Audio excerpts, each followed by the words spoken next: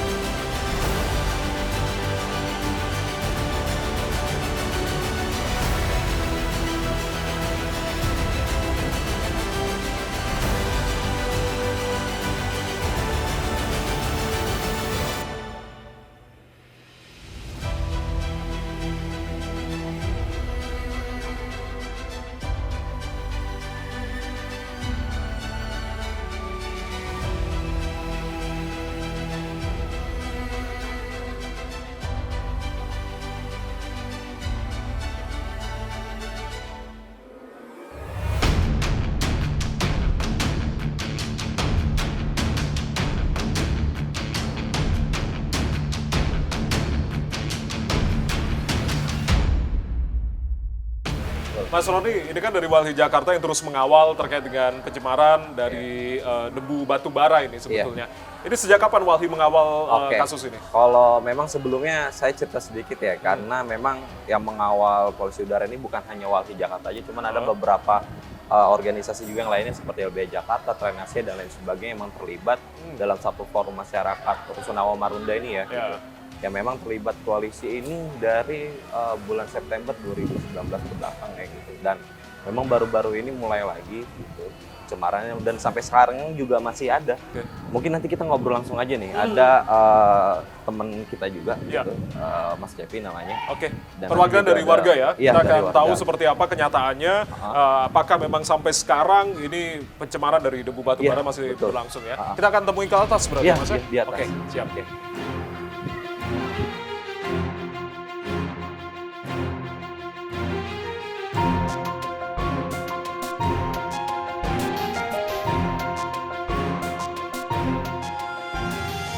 Kita akan lihat ini kira-kira Bang Cecep ada lokasi yang paling terdampak terkait dengan cemaran debu batu bara ini kira-kira di mana? Oh iya, betul sekali bahwa di Blok D3 ini adalah salah satu hunian masyarakat yang paling terdampak dari batu bara, dari debu batu bara, karena memang jarak antara yang kami duga perusahaan di sana itu sangat dekat.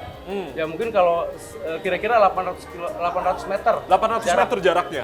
Kurang dari 1 kilo ya, begitu ya? Kurang lebih segitu, 800 meter. Kalau kita ambil garis lurus gitu, nanti kita akan bisa lihat di mana lokasi itu berada. Nah, kita akan lihat langsung ya. Ke sana kita.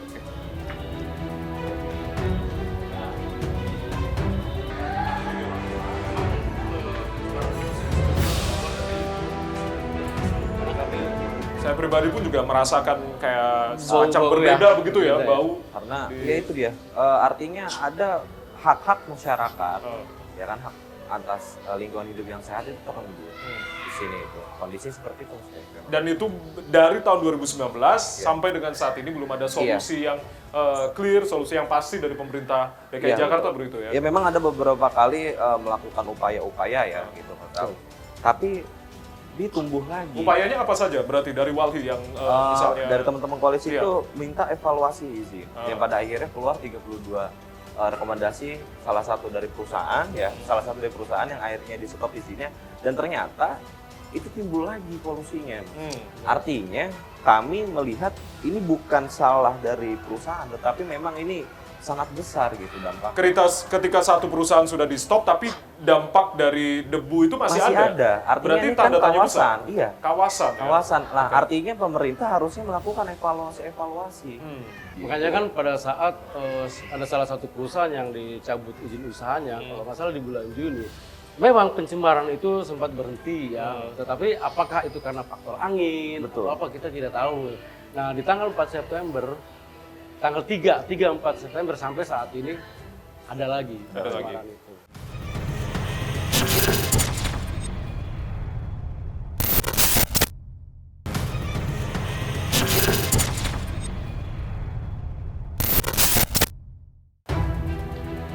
Nah ini Bang, ini adalah debu yang tersisa ya, yang mungkin orangnya nggak ada, Ya. jadi dia kurang dibersihkan dan akibat kena air dia kayak menggumpal. Nah inilah debunya, boleh kita ambil. Dan memang hitam pekat seperti ini ya. Iya tuh, Oke. nah ini nih. Ini ada memang sudah dipastikan ini ada debu batu bara, cemaran dari batu bara Iya. gitu ya. Karena kalau saya melihat dari pekat hitam, partikelnya beda dengan debu-debu biasa. Oke. Kalau debu biasa mungkin nggak seperti ini.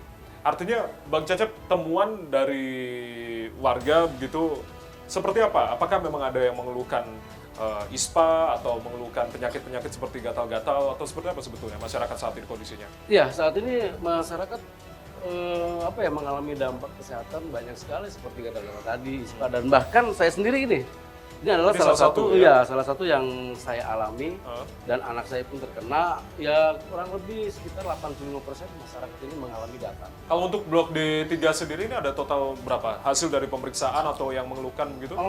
Kemarin di tanggal 3 Februari ya ada 66 warga yang mengalami dampak kesehatan. Rata-rata mereka rentan Ya. usianya? Rentang usia dari balita, usia remaja ada, sampai usia dewasa dan lansia. Kondisi paling parah begitu? Iya, Seperti apa? bahkan ada yang sampai paru-parunya rusak, dia di ronsen gitu kan. Nah, memang yang paling banyak itu gatal-gatal, sama sakit di tenggorokan kayak batuk, ISPA lah kayak gitu.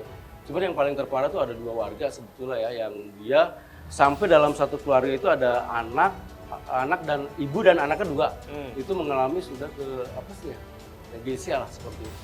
Ini yang mengkhawatirkan kita semua. Artinya koordinasi dengan tindak lanjut dari ke dinas kesehatan setempat seperti apa sebetulnya? Ya, waktu itu memang kami sudah pernah melaporkan dan dari pusat kesehatan melakukan screening kesehatan kepada warga. Cuman kalau menurut kami itu tidak maksimal itu. Artinya kan dalam 3 hari tersebut dengan waktu yang pendek, karena kan masyarakat di sini ada yang sibuk dengan pekerjaannya atau dan lain-lainnya dan tidak sempat memeriksa kesehatannya. Itu screening, tapi upaya pengobatan, upaya tindak lanjutnya seperti Itu nggak ada. Hanya dia dicek, dia dikasih obat gitu, dan ketika kita tanya juga kepada pusat kesehatan tersebut, setelah ini mau diapain? Ya dia bilang kalau memang ada yang itu langsung periksa naik puskes gitu. Maksud kami itu tidak seperti itu. Bagaimana dia lebih akurat? Apakah ini akibat debu batu bara atau bukan? Jadi ada hasil yang signifikan dari pusat kesehatan. Semua ini bisa diperhatikan karena ada Betul. suara dari masyarakat langsung Betul dan sekali. terkait dengan kesehatan Iya, dari iya. masyarakat langsung. Baik, kita akan naik lagi. Oke, Gitu. boleh. Nanti kita akan ke atas ada jaring ya. Ya. Jaring yang dipasang oleh masyarakat yang mungkin maksudnya untuk mengantisipasi debunya masuk. Oke, Boleh kita baik, naik ke kita ke atas.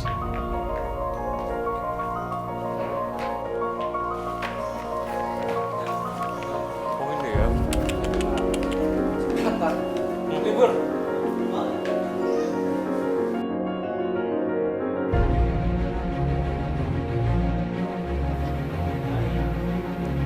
Oke, ini berarti salah satu usaha dari warga berikut untuk bisa menyaring debu-debu Benar, dari iya. batu bara begitu ya. Dan itu juga ada tuh. Ada jaring-jaring Iya, juga yang iya. disengaja dipasang begitu.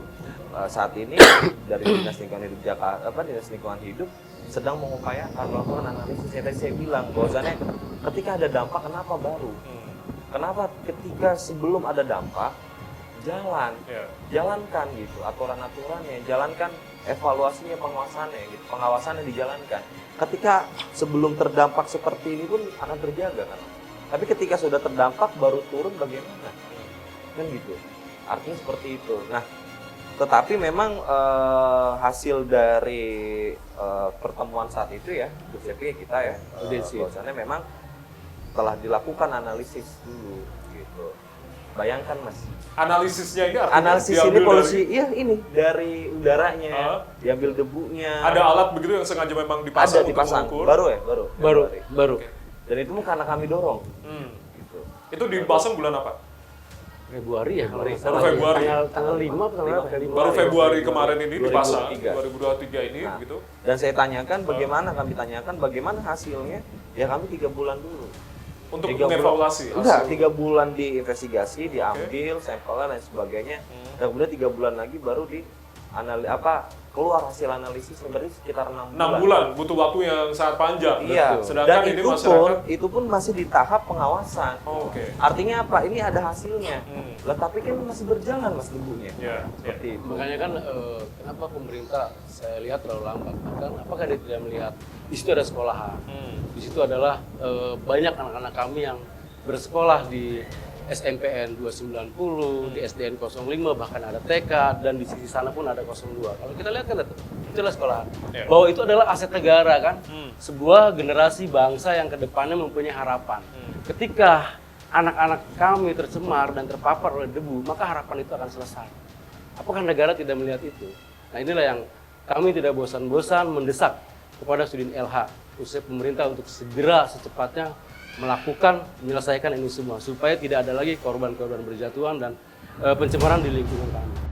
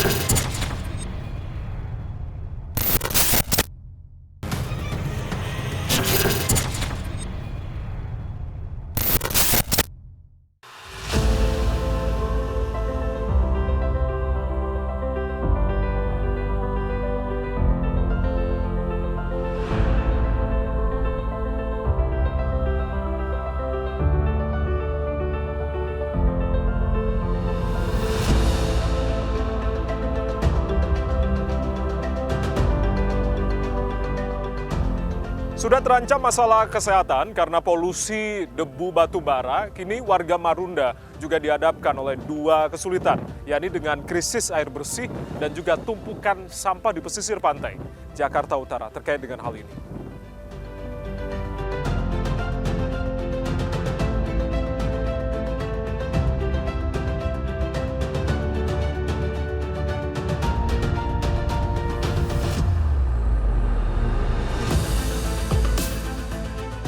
Ya, jadi ini adalah Pak Tiarom. Pak Tiarom. Dia salah satu warga Marunda Kepu, perwakilan Marunda Kepu, dan dia juga salah satu warga yang paling terdampak soal krisis air di Marunda Kepu ini. Nah, sebetulnya kalau berbicara krisis air di Marunda Kepu ini sudah berlangsung berapa lama, Mas? Kurang lebih itu dari bulan puasa tahun lalu. Dari sebelum bulan puasa malah ya, sebelum bulan puasa terus masuk ke bulan puasa sampai sekarang itu masalah air di Marunda Kepu itu sebenarnya belum selesai. Meskipun sekarang sudah nyala gitu ya sebagian, tapi itu juga masih kecil airnya. Jadi tidak bisa memenuhi kebutuhan untuk keseluruhan masyarakat di Marunda Kepu. Tidak bisa memenuhi seluruh masyarakat di Marunda Kepu ini. Iya. Artinya apa yang menjadi permasalahan hingga pada akhirnya dari tahun lalu sampai dengan sekarang begitu, bulan Ramadan tahun lalu sampai dengan sekarang kan ini sudah mendekati bulan Ramadan lagi gitu. Artinya apa yang menjadi permasalahan? Iya, yang pertama kami melihat dari legalitas ya. Jadi ada pergub di Jakarta itu dia yang isinya itu membatasi penggunaan air PDAM oleh kelompok masyarakat yang tidak memiliki sertifikat tanah. Nah itu akibat dari situ akhirnya warga-warga yang belum memiliki sertifikat tanah ya, meskipun mereka sudah mendiami satu tempat atau dia sudah punya sertifikat GIRIK gitu misalnya, itu mereka akhirnya terhambat buat mendapat akses air bersihnya itu tadi. apalagi di Jakarta Utara gitu ya, mereka sudah kena soal krisis iklim gitu, air laut sudah naik, terus mereka mengalami intrusi air laut, ada air tanahnya, airnya nggak bisa digunakan. Nah itu diperparah dengan pemerintah yang harusnya hadir gitu sebagai penyelenggara negara gitu, mereka harus memberikan akses air bersih gitu ke warganya, malah membatasi penggunaan air bersih dari PDAM, salah satunya melalui pergub yang diskriminatif tadi. Oke, artinya Pak Arom kalau berbicara terkait dengan krisis air gitu, saat ini kondisinya nyatanya seperti apa? Akses terhadap air bersih ini? Ya kalau di masyarakat sini, kalau masyarakat Marunda Kepuh ya kan benar kata Bang Aja tadi ya kan, air itu di sini kebutuhan dasar banget di warga sini, karena di sini kita nggak ada air alternatif ya kan, selain memang kami butuh air PDAM itu ya kan, ya kami di sini banyak air tapi air asin ya kan, nggak bisa dimanfaatkan untuk hal rumah tangga gitu kan. Dan masalahnya ya kan, karena terlalu lamanya ini ya kami untuk masa air bersih itu sangat sulit ya kan, dari bulan puasa ya kan, terus kami sampai kirim surat ya kan bagi pihak yang bisa menangani air ini, ternyata tidak ada tanggapan yang memuaskan dari masyarakat. Baik, artinya ketika tidak ada tanggapan ini, apa yang terus didorong oleh Walhi Mas dan juga teman-teman yang ada di sekitar Marunda Kepuh? Iya, yang pertama yang jelas kita meminta pertanggungjawaban ke negara gitu ya, selaku mereka sebagai entitas terbesar gitu, mereka punya tanggung jawab untuk hak atas air gitu, terlebih di dalam konstitusi kita gitu kan, di mana air itu memang sepenuhnya untuk kemakmuran masyarakat. Nah itu yang kita dorong ke gubernur gitu kan pas zaman Anies, kemudian sampai sekarang pun kita juga tetap bantu dorong gitu untuk pemenuhan akses air bersih di Marunda Kepuh. Artinya untuk saat ini Pak Arom dan warga di Marunda Kepuh ini mendapatkan akses air bersihnya saat ini seperti apa? Saat ini masih jauh gitu ya dari kata layak gitu. Pertama orang itu disebut dia mendapat akses air yang baik gitu ketika dia pertama airnya itu murah, terus kemudian mudah diakses, terus ketiga itu dia tidak terbatas, maksudnya dia bisa menggunakan secara banyak gitu, nggak kekurangan, nggak dalam jumlah yang kecil gitu. Nah yang terjadi di Marunda Kepuh, mereka pertama sulit diakses airnya, karena kayak yang di sini gitu ya, di titik ini kita berdiri itu airnya itu masih sering mati. Jadi secara akses itu masih sulit diakses. Terus kemudian dari jumlah airnya juga mereka masih jauh, karena biasanya itu hidup pas malam itu pun dalam jumlah yang kecil. Sementara satu orang itu dia kebutuhan air rata-rata itu 60 liter. Sementara yang didapat warga itu nggak sampai segitu banyak, bahkan sangat jauh gitu dari angka layak itu tadi. Itu yang terjadi di Marunda Kepuh. Pak Arom, artinya berbicara terkait dengan apa yang tadi sudah Anda ungkapkan gitu, selama ini untuk akses air bersih ini sebetulnya seperti apa kenyataannya di rumah Anda? Kenyataannya gini, ketika warga di sini kesulitan air bersih ya kan, yang pertama mau antisipasinya ya kita harus beli ke depan ya kan, pakai dirigen ya kan. Yang tadinya kalau air normal itu satu dirigen itu cuma 500 sampai 1000 ya kan, ketika air mati kita beli ya kan, ke depan tuh sampai 2.500 sampai 3.000 per dirigen. Harganya kan? per jerigen itu 2.500 gitu ya kan. Itu biasanya butuh per hari butuh berapa jerigen? Ya kalau contohnya di saya itu kalau untuk satu hari itu ya paling nggak butuh 4 sampai 6 jerigen. Untuk kebutuhan air bersih kayak gitu. Kondisinya tuh gitu lah. Itu untuk per hari ya? Per hari. Per hari saja butuh 4 sampai dengan 6 jerigen gitu. Tidak hanya terkait dengan air, tapi juga yang menjadi permasalahan ini terkait dengan sampah yang ada di sekitar pesisir pantai. Kita akan cek langsung begitu ya, bersama dengan teman-teman dari Walhi dan juga warga Marunda Kepuh. Kita akan langsung lihat ke sana ya Pak ya. Baik.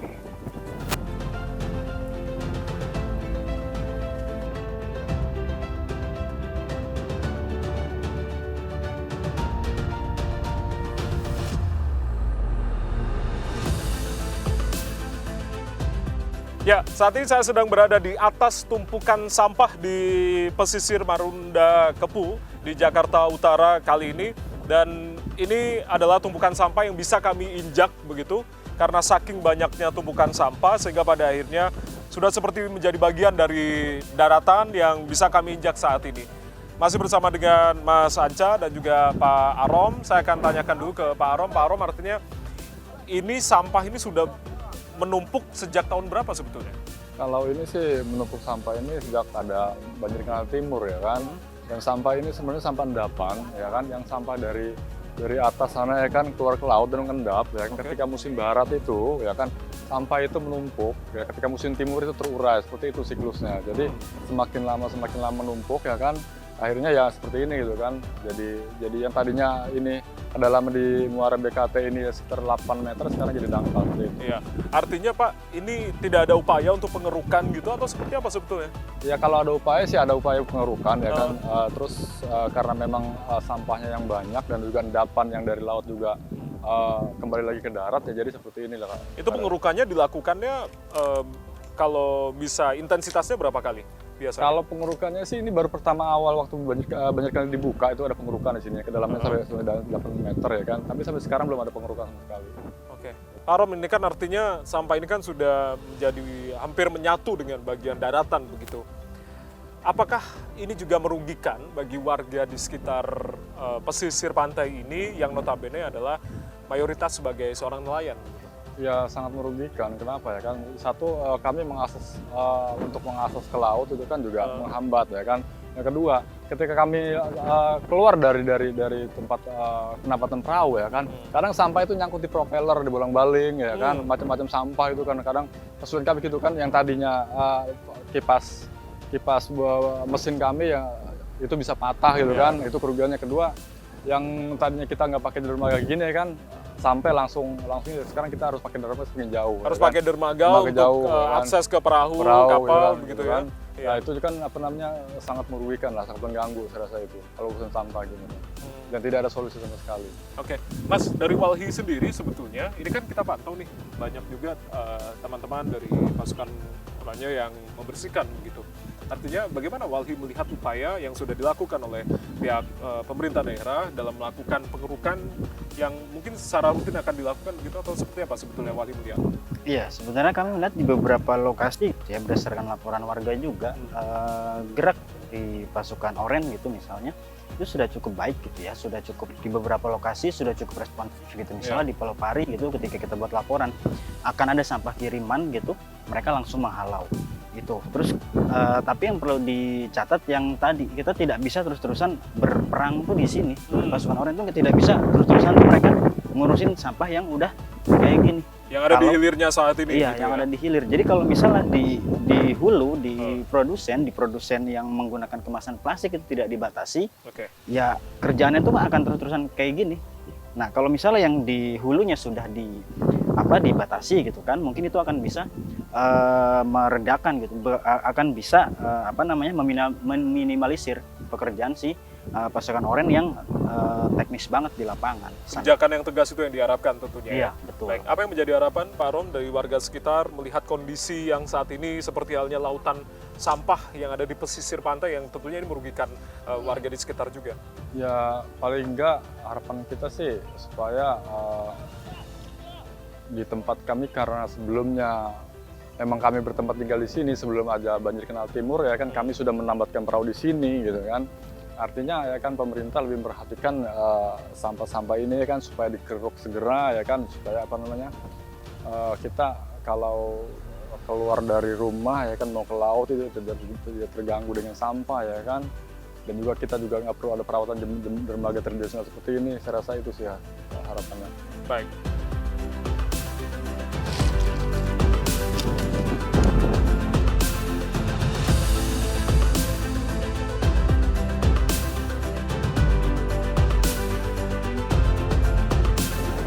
Paradoks ibu kota, mungkin ini adalah kalimat yang tepat untuk menggambarkan wajah Jakarta di mana pembangunan dan juga kesejahteraan warganya belum merata. Dan gedung-gedung pencakar langit yang tentunya menghiasi apik wajah metropolitan yang terbesar se-Asia Tenggara ini tentunya nyatanya kontras menggambarkan jurang kesenjangan bagi sebagian warganya. Potret Jakarta yang indah dan juga megah ternyata tak dirasakan oleh semua. Seperti apa yang saya dengar dan juga lihat hari ini adalah opia di utara Jakarta.